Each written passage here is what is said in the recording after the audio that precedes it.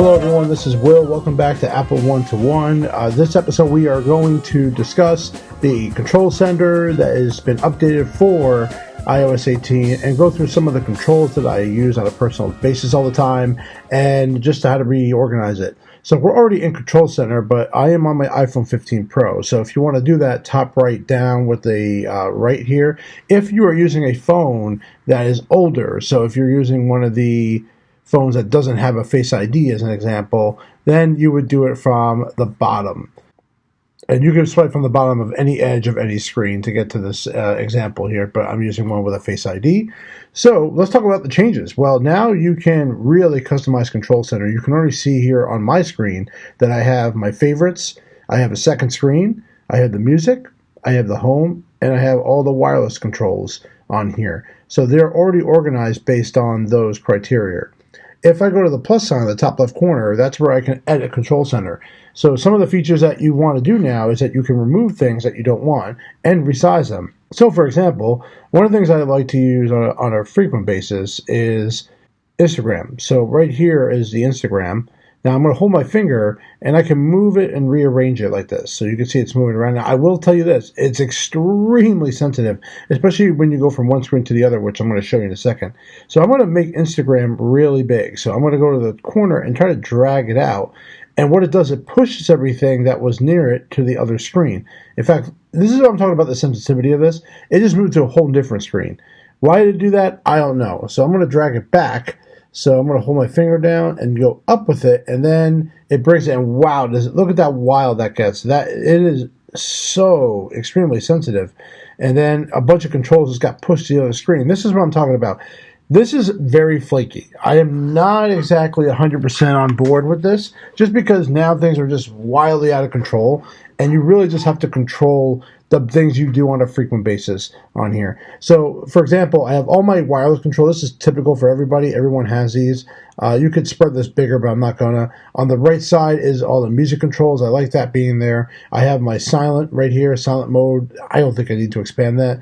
They have the remote feature, so if you wanted to get the remote bigger for my Apple TV, which I use all the time. So if you don't have an Apple TV, it's not useful to you.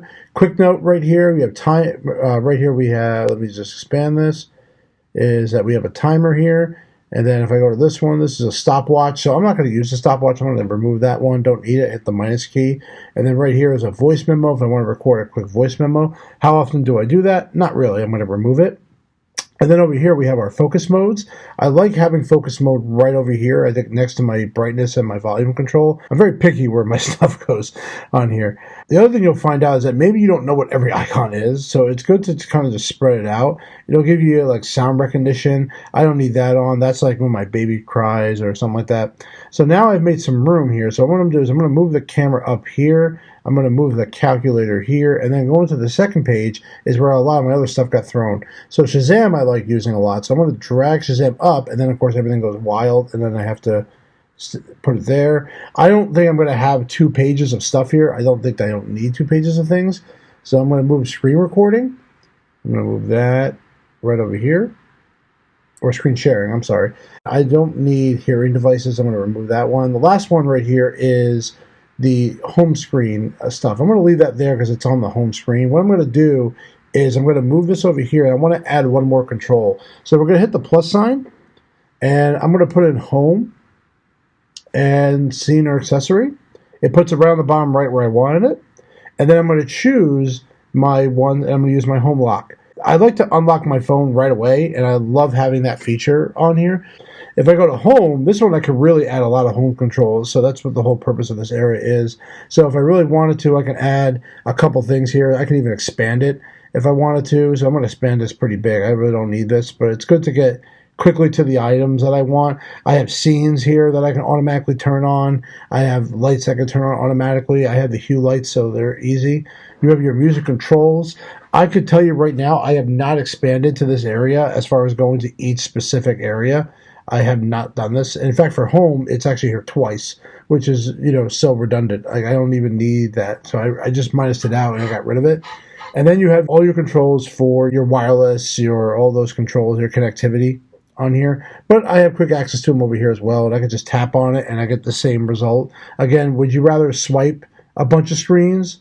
Or would you just rather have it up here, just tap it once and you get the same stuff? Example where having this sidebar on the right, I don't necessarily think is useful. I think most of us will say we will not have more than one or two screens of controls, and that's all we need to do. In fact, the first screen is probably more than enough for what you need to do. So this was just a deep dive into the control center a little bit. I think it's a little nuts. I almost think you should almost wipe everything out and then just re-put everything back on the way you want it. And again, if you want to get to this, the plus sign is where you do it. You go to the plus sign, and that's how you can add controls. And you can scroll through. You can search. There are some things in here that I would like that they don't have, like YouTube as an example.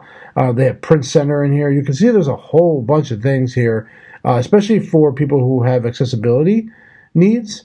They're all here as well. You have a whole bunch of controls here, which is probably very useful for those type of people. Tap to cache. That's a cool one. I didn't even know that one even existed.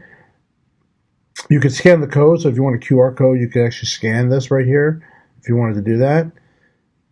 Translation, if you need to do that. If you have shortcuts that you have set up automatically, which I don't have too many of those, but you can add a shortcut automatically. Now playing is what I have on the top right of mine. And that's pretty much it. I mean, that's all the stuff here is pretty self-explanatory. I really don't need to dive into that. But that just shows you a little bit about Control Center. I hope you got some usefulness out of this video. And I hope you understand that, hey, you know what? We got a lot of control back from Apple, but maybe a little too much. Thank you very much, guys. And I love every single one of you.